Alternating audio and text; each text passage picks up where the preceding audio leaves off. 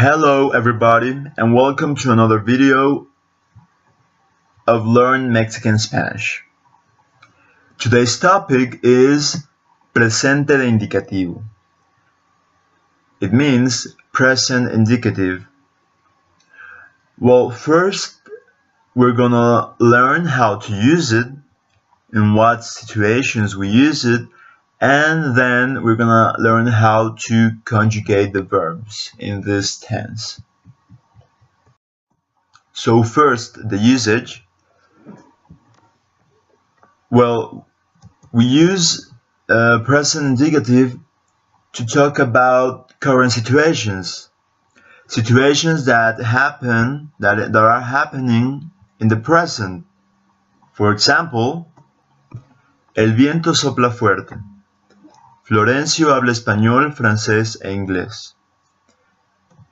The wind blows strongly, and Florencio speaks Spanish, French, and English. As you can see, sopla, habla.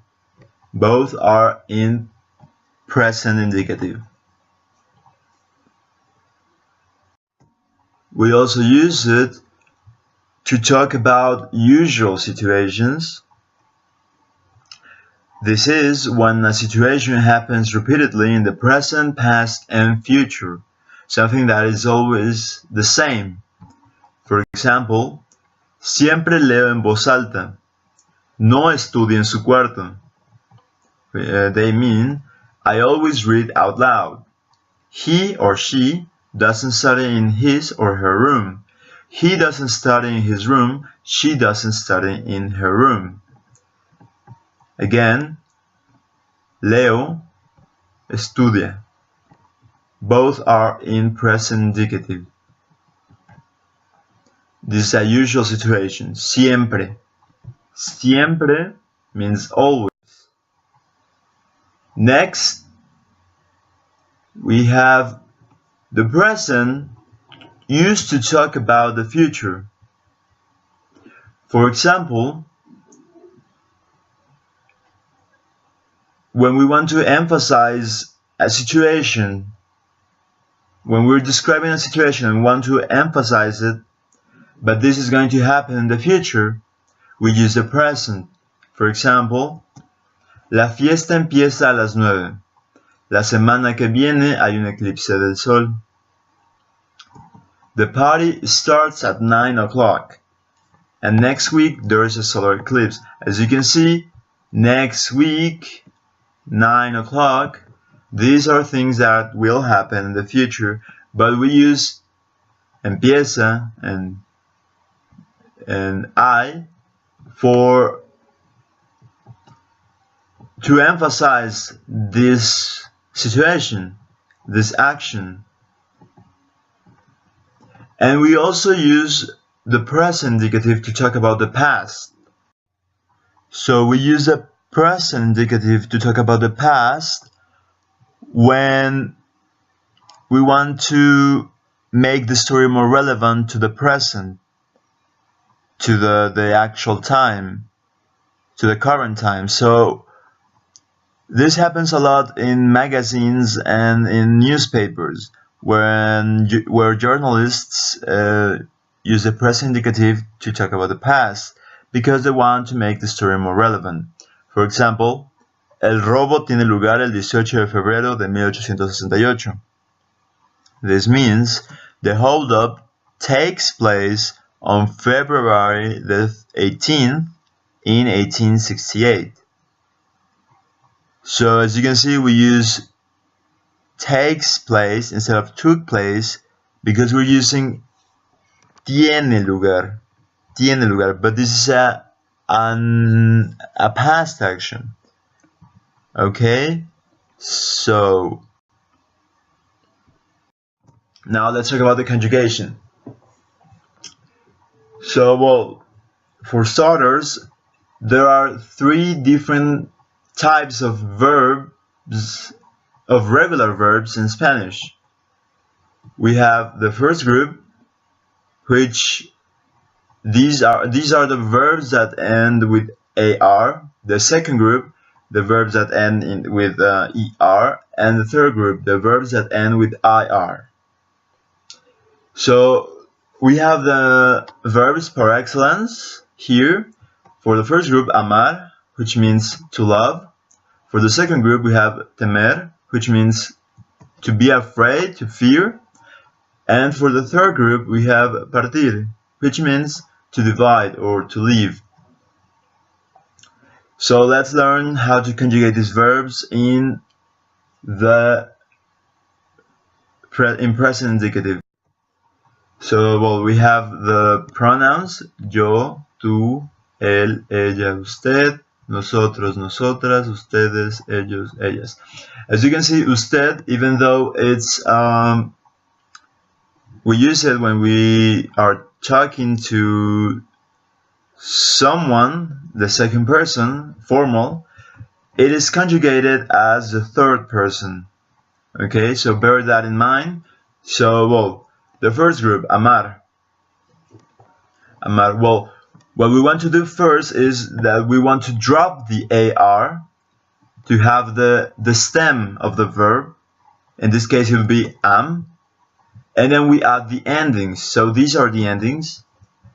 Yo amo, tú amas, él ama, ella ama, usted ama, nosotros amamos, nosotras amamos, ustedes aman, ellos aman, ellas aman.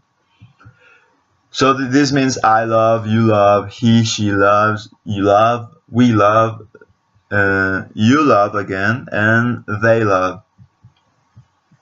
So as you can see, the endings are an O, a S, a M O S, a N, and a N. So, well, let's move on to the second group, the ones that end with ER, in this case temer. We're gonna do the same. We're gonna drop the ER to have the stem of the verb. We have tem. And then we add the endings for the second group. Yo temo, tú temes, él teme, ella teme, usted teme, nosotros tememos, nosotras tememos, ustedes temen, ellos temen, ellas temen. As you can see, for the first person singular, the ending is the same, but then everything changes. The A's change for an E. Okay? And well, lastly, the third group, partir, we're also going to do the same. We drop the IR to form the stem, part, and then we add the endings for the third group. Yo parto, tú partes, él parte, ella parte, usted parte, nosotros partimos, nosotras partimos, ustedes parten, ellos parten, ellas parten. As you can see, this is very similar to the ones for the second group, except in the first person plural, where the E changes for an I.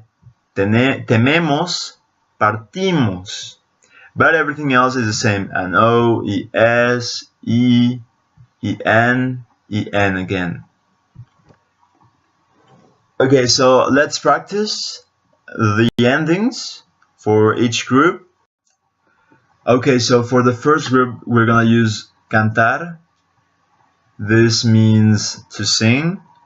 For the second group, we're gonna use comer, to eat, and vivir, for the third group, to live.